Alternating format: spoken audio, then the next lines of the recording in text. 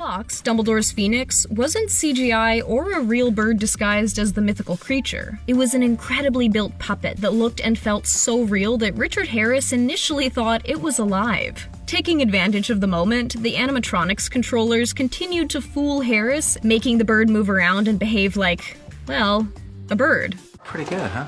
They could have filmed a regular-sized chessboard or used CGI to bring the magical chessboard to life, but why not dream bigger? The Wizard's chess set was designed by the production designer Stuart Craig, and the creative team made these enormous pieces a reality. As for how they got around the board, some pieces were fully decked out with radio control mechanisms to make them move where and when they needed to. Oh, and as for the horse piece that explodes, it was set up with a compressed air device inside it. The coolest thing about it was when the pieces got smashed, because they actually exploded. In real life, the Moroder's map looks just as cool. It's a 3D prop made with the help of an illusionist.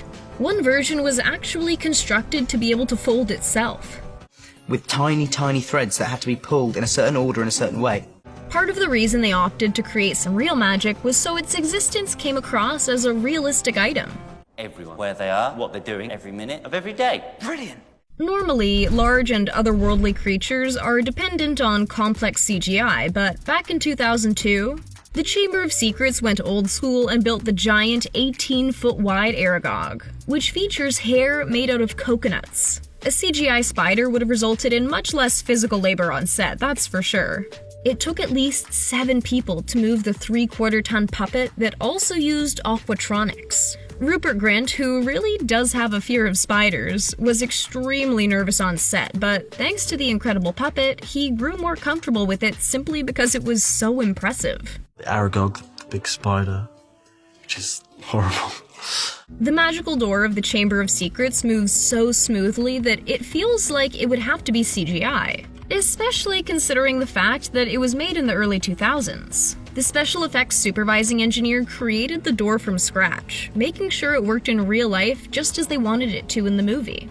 The basilisk is one of the most terrifying magical beasts that we've ever encountered in these films. While some shots of the basilisk are done with CGI, all the close-ups we see are actually done with practical effects. A giant animatronic basilisk head, to be exact. Christopher Columbus wanted Radcliffe to have a real creature to work with. He couldn't get the 25-foot beast he'd requested, but in the end, the animatronic head was able to move its jaw and eyes, had fangs that could retract, and the full head could even slither thanks to some tracks. He was actually fighting a mechanical version of that snake at times. Clearing the leaky cauldron tables with CGI magic could have been done easily enough, but the Harry Potter team had some tricks up their sleeve. Literally. Instead of just making glassware disappear with a computer, the actor on set was doing live magic and sneakily hid the props using sleight of hand. Thinking outside the box is what you do when bringing the world of Harry Potter to life. Instead of resorting to editing for creating the visuals of all the spells, the effects department got to work setting up many wands and battery packs so the actors could magically light up their wands themselves, even without casting a spell. While this was effective, Radcliffe had a tough time working with such a heavy prop since these batteries were around the size of a car battery. The wand chooses the wizard, Mr. Potter. The magical moment Harry holds the wand that chooses him was fully created on set, giving Radcliffe a truly incredible experience. His amazement wasn't just acting. The addition of lights, wind, and dust added to the magic, but if the film is slowed down, it could look like time was speeding up. Yeah, I really remember filming The Devil's Snare. that was really fun. The Devil's Snare in the very first Harry Potter film shockingly didn't resort to any CGI. The freaky plant was actually an enormous puppet, so when filming, Harry, Ron, and Hermione struggling against it, puppeteers were controlling it while all the vines were wrapped around the actors, and between takes, all they had to do was rearrange to film more. Then, using one of the simplest editing tricks in the book, reversing the film, they produced the effect we see. Madame Lestrange, if you will follow me. The incredibly complex vault doors and Gringotts came from the mind of the special effects supervising engineer, Mark Bullimore. Not a detail was overlooked. Each of the locks were actually made by hand. Shut up! Shut up!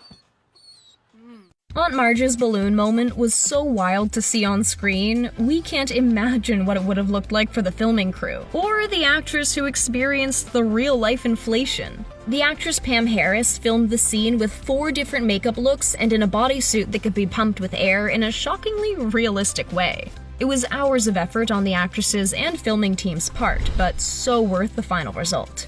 One of the weirdest things I've ever done in my life. The creepy and wild eye of Mad Eye wasn't just a practically built prop. It was a radio-controlled eye. The team felt that Mad Eye should have an eye that felt like he could have created it, and they made it happen, making sure the eye could be controlled independently with the radio control. Wrangling animals on set is not an easy task, especially on such a large and already chaotic set. However, wanting to bring as much realism to the films as they could, multiple animals came together to film these animal character parts. 4 different owls performed as Hedwig, over 12 rats took on the role of Scabbers, 9 Neapolitan Mastiffs appeared as Fang, and Crookshanks was actually 4 different cats. Very carefully introduce them to this kind of environment. It's so important that you do that slowly.